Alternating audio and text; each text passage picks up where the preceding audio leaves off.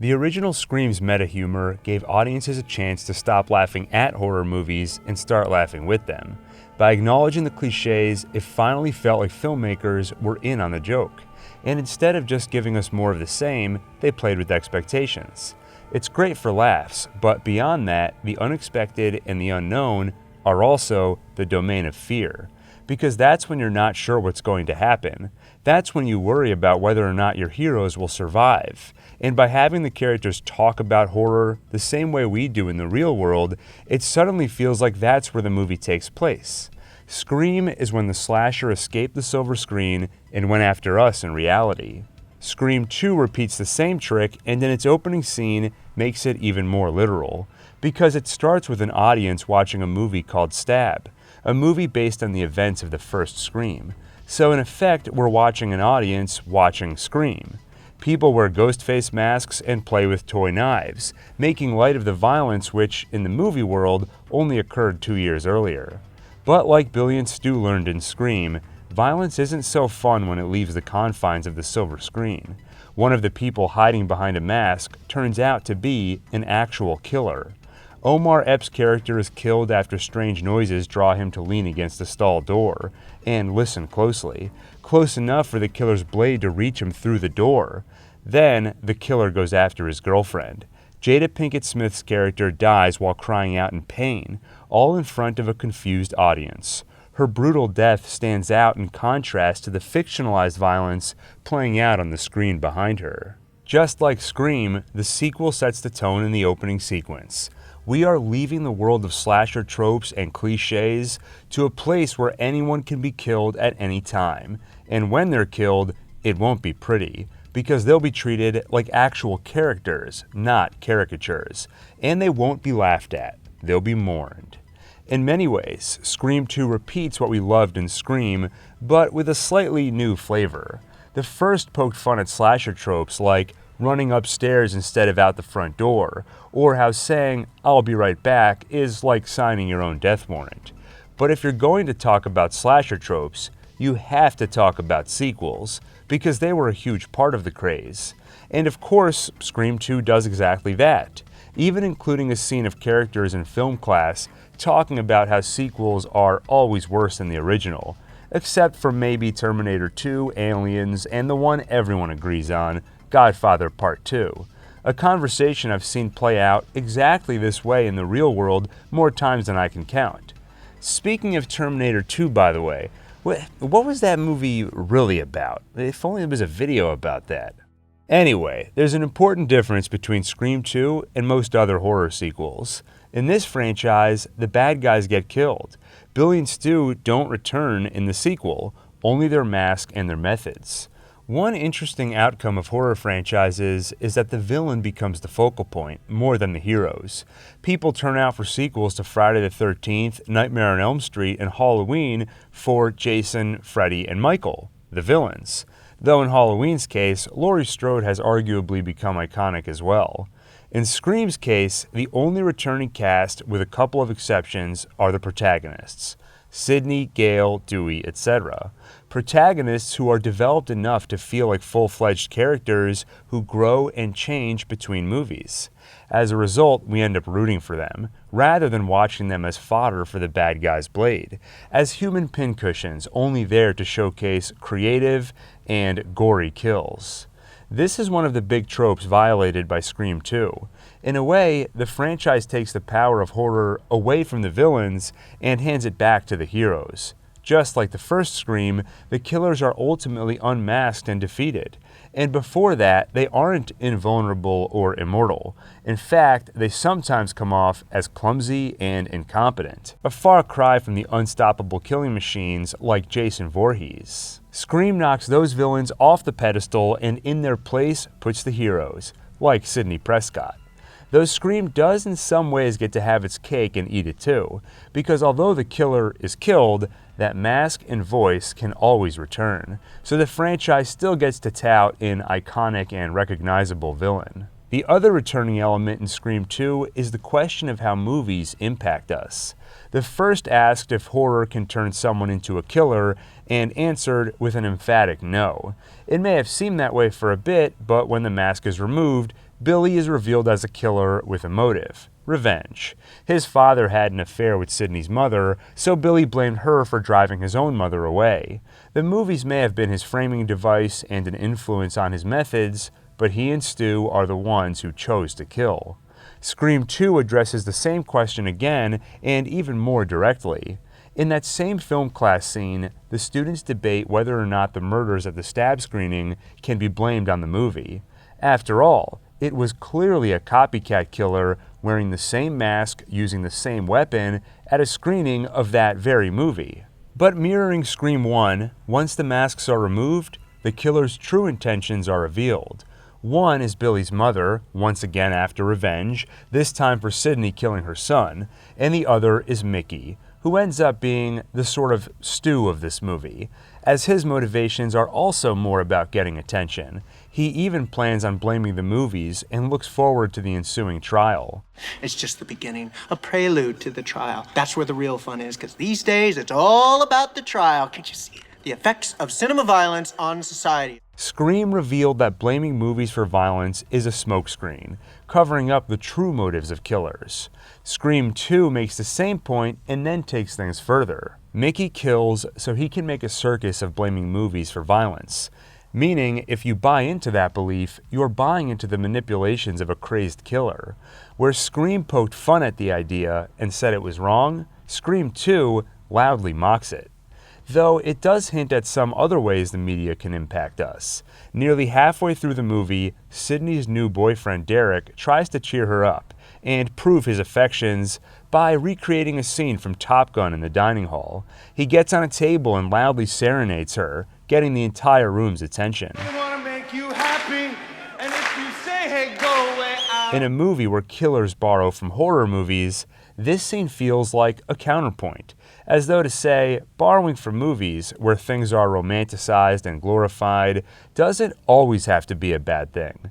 As I said in my first review, people can only be so creative. So if someone decides to be a killer, it's not unlikely they'd borrow methods and ideas from what they've seen on screen.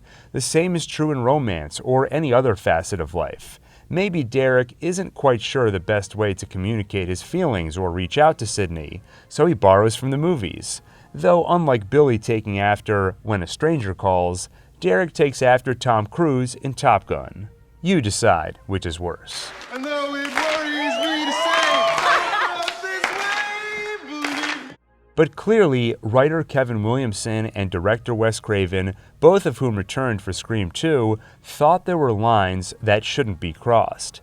The first and second movie criticized slashers for their cliches, underdeveloped characters, plus their gratuitous nudity and violence. But both came down hard against the idea that horror movies create real-world horrors. On the other hand, through the Gale Weathers character, they clearly make a case that sensationalizing real-world violence is a problem. In both movies, Sidney is forced to relive a traumatic past thanks to Gale's books, one about her mother and Cotton Weary, and her newest one, The Woodsboro Murders, which became the basis for the movie Stab. And in Scream 2, she even forces a face-to-face confrontation between Sidney and Cotton, who was framed for the murder of Sidney's mother. And beyond the direct trauma inflicted by making victims relive the past, the media also creates a platform. Mickey kills in the hopes of creating a media frenzy over the impact of cinema violence on society. Would he bother killing if he knew the news reports would just be boring readouts of the facts? Or is it only worthwhile as long as people like Gale Weathers will turn news stories into entertainment, giving him the notoriety he so obviously craves? Along the same lines, Stab is an example where horror movies go too far, because it's not a tasteful retelling of what happened, offering some new understanding into the crimes. It's a cheesy slasher movie, the exact sort that Scream was parodying. That's all well and good, but it's giving that slasher treatment to recent events.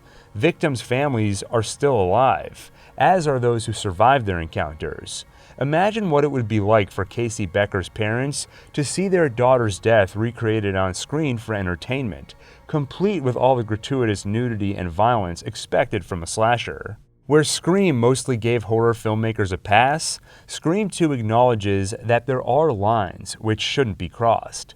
lines based on the length of time which has passed between the real-world events and the retelling of them, a line based on the respect shown to the seriousness of the subject matter. 2 lines Stab flagrantly disregards. And even if a horror movie isn't directly based on real events, murderers and serial killers are real, so there's a seed of reality to all of them, and it's worth storytellers and filmmakers asking themselves, how will I deal with that? Wes Craven and Kevin Williamson chose to do so by having fun in their movies, yes, but treating the violence itself with respect, ensuring that character deaths aren't played for laughs, that their movies acknowledge grief, and that the violence has far-reaching consequences. The characters even carry physical scars from the first movie, like Dewey's limp and Randy's actual scar. We also see Sydney's psychological scars. Her roommate points out that she's been living in self-inflicted isolation, and she's triggered into a near panic attack during an intense scene of her play. We also see the flip side, how their survival has made them stronger. Dewey seems more self-assured and closer to the confident officer of the law he strived to be in the first movie. Sydney seems more in control too.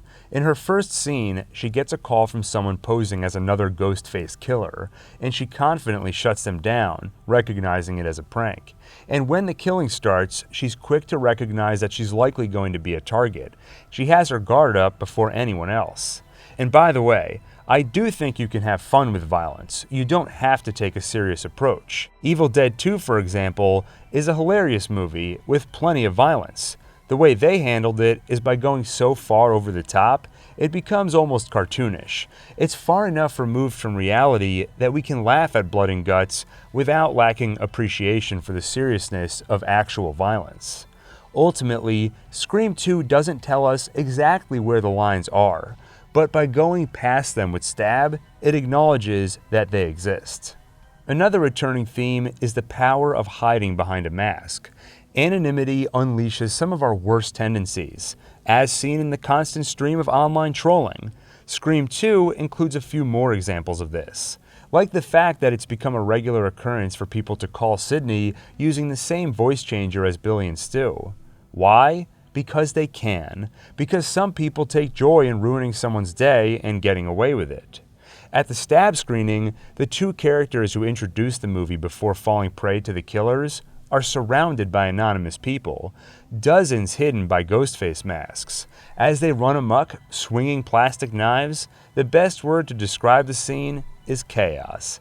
And in that chaos, one person gets away with murder in plain sight. When the killer reaches Sydney's college, suddenly everyone is a suspect. In one of my favorite scenes, Randy and Dewey go down the list of potential killers and reach an uncomfortable point where they realize one of them could be the killer. But if he's a suspect, so am I. So let's move on. Well, let's not move on. Maybe you are a suspect. Well, if I'm a suspect, you're a suspect. You have a point. Okay, let's move on. It's a funny moment, but from Sydney's perspective, this fact becomes a difficult one to handle. After her experience with Billy, how can she trust anyone, including Derek? She asks for some distance and loses one of her pillars of support. In the end, he was always on her side, but there was no way she could know for sure. As I mentioned in my first review, there are more and more tools coming out all the time which make anonymity easier. In seconds, anyone can go online and become someone else, hiding who they really are. And now, it's even become easier to mimic the appearance and voice of others, especially with the advent of increasingly convincing deepfakes. Scream 2 obviously came out years before some of the technology I'm talking about, but when writing these movies, Williamson was definitely thinking about how the newest tech could be used in this regard. Cell phones, for example, were a pretty recent phenomenon when the first 2 movies came out. Let me ask you this. What are you doing with a cellular telephone, son? And Williamson quickly found creative ways they could be used by a killer. Now, your stalker can make creepy calls from your front porch, and with a voice changer, they could be anyone. A world of anonymity and disguises is a chaotic world, and a world where it's hard to know who you can trust. Scream 2 is similar to the first movie in many ways and covers a lot of the same ground, But given how often horror movies go awry with their sequels, it would have been a missed opportunity not to revisit Scream and point its satire in that direction. So in some ways, Scream 2 felt like it had to happen. The first movie also made a lot of money, so there's that too. But thankfully, Scream 2 subverted one of the biggest tropes of all. By being a sequel, that wasn't bad. It manages to bring back much of the original cast in a way that feels organic. It allows them to grow as characters, but also doesn't treat them as sacred. Just because they were in the first one doesn't mean they'll survive the sequel. Randy gets killed halfway through, so we enter the second half knowing that no one is safe. As a sequel, it also knows our expectations and plays with them. Billy was a killer in the first one, so there's no way it'll be the boyfriend again, right? But wait, it was pretty convenient that Derek was attacked off camera, and the killer let him go after just slashing his arm precisely enough to leave no nerve damage. Maybe he is the killer. Maybe there's more than one killer. But would they really do that again, or would they not do it because they know we're expecting it? And now that they know that we know that they know we're expecting it, maybe they'll do it anyway. Every sequel adds more expectations and another layer to the whodunit chess match between the filmmakers and the audience, which is half the fun of these movies. In fact, they were so worried the movie would get spoiled, they wrote a couple of fake endings. And the script did actually leak before release, but it was one of those decoy scripts, so when the real one leaked, no one believed it. And that was back in 1996 and 1997. Imagine how hard it is to keep this stuff secret today. Anyway, I think we can wrap it up there. I'll be watching Scream 6 this weekend, and you can bet if it has anything new to say about the horror genre, our relationship with media, or anything else, you'll be watching What Scream 6 is Really About soon. In the meantime, let me know if there are any other movies or shows you'd want to see me cover. If you enjoyed this video, make sure to like, subscribe, and hit the bell icon for more. With that, thank you for watching, and see you on the next One Take.